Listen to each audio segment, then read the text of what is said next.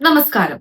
പശ്ചിമേഷ്യൻ മേഖലയെ വീണ്ടും യുദ്ധഭീതിയിലാഴ്ത്തിക്കൊണ്ട് ഇസ്രയേലുമായി ബന്ധപ്പെട്ട കേന്ദ്രങ്ങൾക്കും അമേരിക്കൻ യുദ്ധവിമാനങ്ങൾക്കും നേരെ തങ്ങൾ ശക്തമായ ആക്രമണം നടത്തിയെന്ന് ഇറാൻ വെളിപ്പെടുത്തിയിരിക്കുകയാണ്. ശനിയാഴ്ച നടന്ന ഈ ആക്രമണ പരമ്പരയിൽ ഇറാന്റെ സൈനിക വിഭാഗമായ ഇസ്ലാമിക് റവല്യൂഷണറി ഗാർഡ് കോർപ്സും ഇറാനിയൻ സൈന്യവും മറ്റ് പ്രാദേശിക സഖ്യകക്ഷികളും പങ്കെടുത്തതായാണ് പുറത്തുവരുന്ന റിപ്പോർട്ടുകൾ. ഇറാന്റെ ഔദ്യോഗിക വാർത്താ മാധ്യമമായ പ്രസ് ടിവി പുറത്തുവിട്ട വിവരങ്ങൾ പ്രകാരം അത്യാധുനികമായ ആയുധ ശേഖരമാണ് ഈ നീക്കത്തിനായി ഇറാൻ ഉപയോഗിച്ചിരിക്കുന്നത്. ദീർഘദൂര ഇടത്തരം പരിധിയുള്ള മിസൈലുകൾ ഉപയോഗിച്ച് കൃത്യമായ ലക്ഷ്യസ്ഥാനങ്ങളിൽ പ്രഹരമേൽപ്പിച്ചു. ചാവേർ ഡ്രോണുകളും അറ്റാക്ക് ഡ്രോണുകളും ഉപയോഗിച്ച് ഇസ്രയേലിന്റെയും അമേരിക്കയുടെയും തന്ത്രപ്രധാനമായ വ്യോമ കര കേന്ദ്രങ്ങളെ ലക്ഷ്യം വെച്ചു. ഇസ്രയേലിലെയും മറ്റ് മേഖലകളിലെയും ഇസ്രയേൽ അമേരിക്കൻ ഉടമസ്ഥതയിലുള്ള വ്യവസായ കേന്ദ്രങ്ങളും സൈനിക പോസ്റ്റുകളും തകർത്തതായാണ് ഇറാൻ അവകാശപ്പെടുന്നത്. ഈ റിപ്പോർട്ടിലെ ഏറ്റവും ശ്രദ്ധേയമായ ഭാഗം അമേരിക്കൻ വ്യോമസേനയ്ക്ക് നേരെ ഉണ്ടായെന്ന് പറയപ്പെടുന്ന ആക്രമണങ്ങളാണ്. അമേരിക്കയുടെ അത്യാധുനിക നിരീക്ഷണ ഡ്രോണായ MQ-9 വെടിവെച്ചിട്ടതായി ഇറാൻ അവകാശപ്പെടുന്നു. ഒരു അമേരിക്കൻ F-60 വിമാനത്തിന് നേരെ ആക്രമണം നടത്തിയതായും അവകാശവാദമുണ്ട്. ഈ അവകാശവാദങ്ങൾ ഇറാൻ ഔദ്യോഗികമായി പുറത്തുവിട്ടതാണെങ്കിലും സ്വതന്ത്രമായ സ്രോതസ്സുകളോ അമേരിക്കൻ പ്രതിരോധ മന്ത്രാലയമോ ഇവ സ്ഥിരീകരിച്ചിട്ടില്ല. ഇറാനും ഇസ്രയേലും തമ്മിലുള്ള നിഴൽ യുദ്ധം നേരിട്ടുള്ള ഏറ്റുമുട്ടലിലേക്ക് മാറുന്നതിന്റെ സൂചനയായാണ് അന്താരാഷ്ട്ര നിരീക്ഷകർ ഇതിനെ കാണുന്നത്.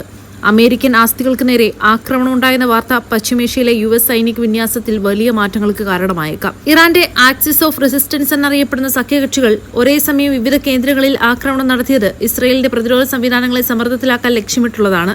ഇത്തരം നീക്കങ്ങളോട് ഇസ്രയേലോ അമേരിക്കയോ കടുത്ത രീതിയിൽ പ്രതികരിക്കുകയാണെങ്കിൽ അത് ഒരു പൂർണ്ണമായ രൂപത്തിലുള്ള പ്രാദേശിക യുദ്ധത്തിലേക്ക് നയിച്ചേക്കാം.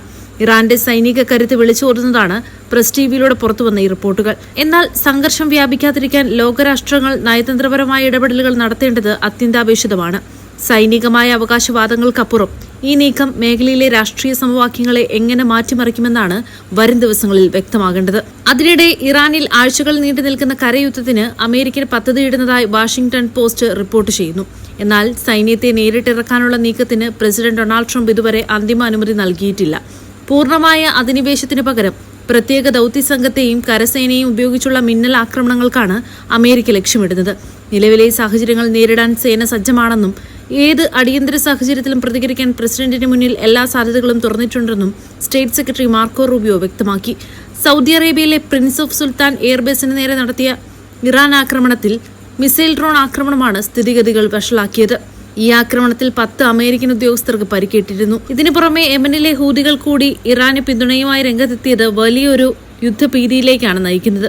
ചർച്ചകൾ നടക്കുന്നുണ്ടെന്ന് ട്രംപ് അവകാശപ്പെടുമ്പോഴും അമേരിക്കൻ സൈന്യത്തിന്റെ ഈ വമ്പൻ നീക്കം ഇറാനു മേലിൽ വലിയ സമ്മർദ്ദമാണ് ചെലുത്തുന്നത്.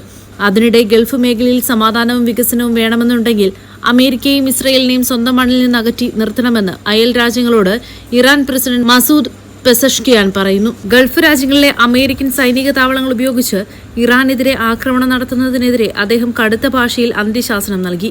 അമേരിക്കയെ തങ്ങളുടെ മണ്ണിൽ നിന്ന് യുദ്ധം നിയന്ത്രിക്കാൻ അനുവദിക്കരുത്.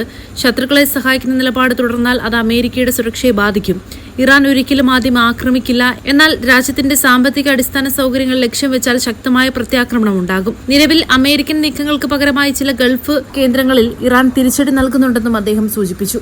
പശ്ചിമേഷ്യൻ സംഘർഷം ലഘൂകരിക്കാൻ പാകിസ്ഥാൻ നടത്തുന്ന നയതന്ത്ര നീക്കങ്ങളെ ഇറാൻ പ്രശംസിച്ചു. പാകിസ്ഥാൻ വിദേശകാര്യമന്ത്രി ഇറാഖ് ദറിന്റെ നേതൃത്വത്തിൽ സൗദി, ഈജിപ്ത്, തുർക്കി എന്നീ രാജ്യങ്ങൾ പങ്കെടുക്കുന്ന ചർച്ചകൾ നിർണായകമാണെന്ന് അദ്ദേഹം വിലയിരുത്തി.